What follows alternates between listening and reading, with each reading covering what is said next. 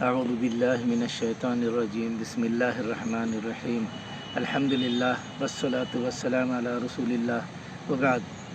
السلام علیکم ورحمۃ اللہ وبرکاتہ۔ ناظرین، میں حکیم محمد عبدالجلیل حیدرآباد تلنگانہ انڈیا سے آپ سے مخاطب ہوں۔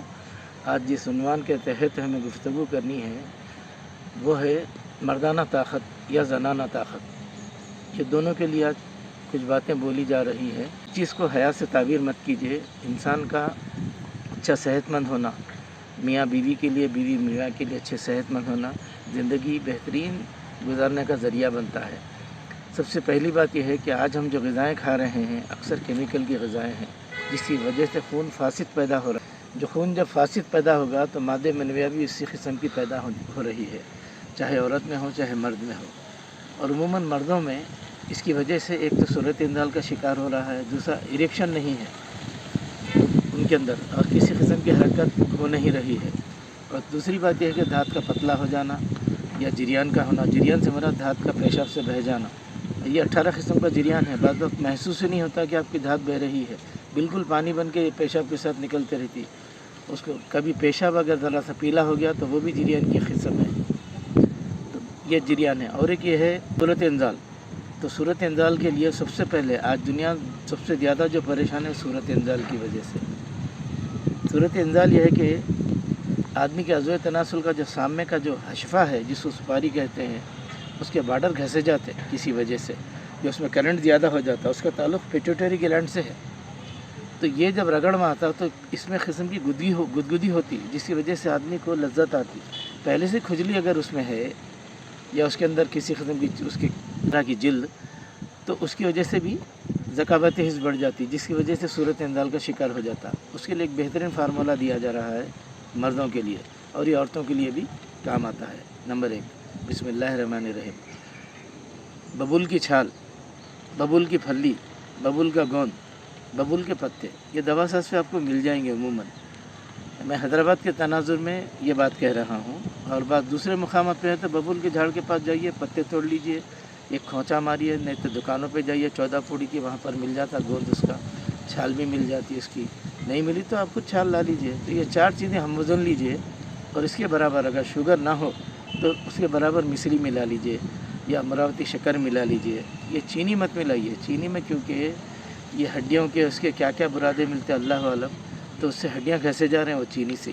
تو اس کی جگہ امراوتی کی شکر جو گنے سے بنتی وہ لا لیجئے، اور وہ ہم وزن وہ ملا لیجئے۔ ملا کے روزانہ 1 چمچہ صبح نہار پیٹ کھائیے آپ، انشاءاللہ آپ کو ذکاوت حس کم ہو جائے گی اور امساک ہوگا۔ مطلب یہ کہ جیسا آپ میڈیکل شاپ کی ادھر کی گولیاں کھانے سے تھوڑی دیر کے لیے ٹھہراؤ تو رہتا، لیکن اس سے گردے، دل، دماغ وغیرہ خراب ہو کے رگاں جو ہے کبھی رگوں کے اندر ہیموریج ہو جاتا، ہو کے بھی انسان جو ہے موت کی آغوش میں آ سکتا۔ تو یہ کیا ہے، یہ نیچرل ہے، آپ اس کو استعمال کیجئے۔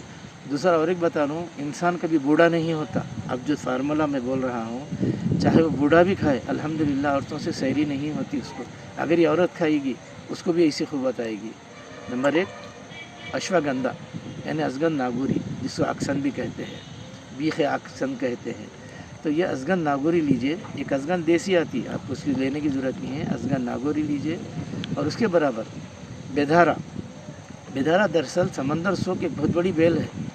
اس کے 2 قسم کی ہے، وہ ایک بالکل باریک ہوتے بیج اس کے، جیسے سروالی کے بیج ہوتے ویسے ہوتے، چمکدار ہوتے، اور دوسرے کے تکونی بیج ہوتے، وہ ایک الگ چیز ہے۔ تو یہ جو سمندر سوک ہے، اس کی جو بیج ہے اسپم کوٹ بڑھاتے، اور یہ بیدھارا جو لکڑی ہے، خاص طور سے یہ دونوں ازگند ناگوری اور بیدھارا ہم وزن لیجئے، یہ دونوں ٹیسٹوسٹیرون ہارمون پیدا کرتے ہیں، اور جس کے اندر ٹیسٹوسٹیرون ہارمون پیدا ہوتا رہے گا زندگی بھر، وہ آدمی کبھی اس کو صحت خراب نہیں ہوگا، یعنی ہمیشہ جوان رہے گا، چاہے وہ بوڑھا کیوں نہ ہو یا نوجوان ہمارے۔ خاص طور سے گٹکا چھوڑ دیجئے، یہ کھٹے کھانا زیادہ چھوڑ دیجئے، اور یہ سگریٹ ہے، تمباکو ہے، یہ گٹکے ہے، اس سے بہت دور رہیے۔ اس کی وجہ یہ ہے، تمباکو سے ایک تو پیٹیوٹری گلینڈ پہ جاتا خاص طور سے، اور دوسرا یہ کہ پھیپھڑے خراب کرتا ہے، لنگس سے ہی آپ کو آکسیجن بہت زیادہ فراہم ہوتا، جس میں ذرا سے حرکت پہ جب دم چڑھنا شروع ہو جائے گا تو آدمی ڈھیلا پڑ جاتا، عورت کے قابل نہیں رہتا۔ دوسرا یہ کہ پیٹوٹری گلینڈ میں وائبریشن ہوتا ہے سگریٹ پینے سے یا گٹکے کھانے سے یا تمباکو کھانے سے، ایک قسم کا وائبریشن پیدا ہوتا ہے. جو آدمی تھر تھر آتا ہے اس کے ہاتھ میں پیالی دیجیے وہ پوری پیالی گرا دیں گا چائے کی، پی نہیں سکتا.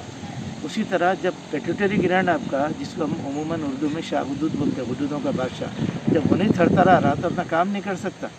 وہ اپنے جو ہارمونس 80% ہارمونس وہ جو کریٹ کرتا وہ کر ہی نہیں سکتا. تو یہ جو حشفہ ہے آدمی کے عضو تناسل کا، وہ حشفہ اس کا تعلق پیٹوٹری گلینڈ سے ہے. اور عورت کا بھی اندر جو جہاں سے یورین نکلتا وہاں پر بھی عورت کے ایک عضو تناسل ہے چھوٹا سا، اس میں بھی ذکاوتی حص بڑھ جاتی ہے عورت کی بھی. اس کی وجہ سے بھی وہ بہت زیادہ ذکاوتی حص بڑھ جاتی ہے عورت کی. اس کو سیری ہوتی سیکس سے، اور اس کے اندر کبھی کھجلی ہو جاتی، کبھی جلن ہو جاتی ہے عورت کو. ایسا ہونے سے وہ شوہر کو جو ہے اور بہت زیادہ جو ہے محنت کرنا پڑتا ہے ایسی عورتوں کے لیے. اس کا علاج کرانا چاہیے. یہ دراصل ایک طویل ٹاپک ہے، لہذا اس کو ہم دوسرے ویڈیو میں انشاءاللہ اور تفصیل آپ کو بیان کریں گے. السلام علیکم ورحمۃ اللہ وبرکاتہ.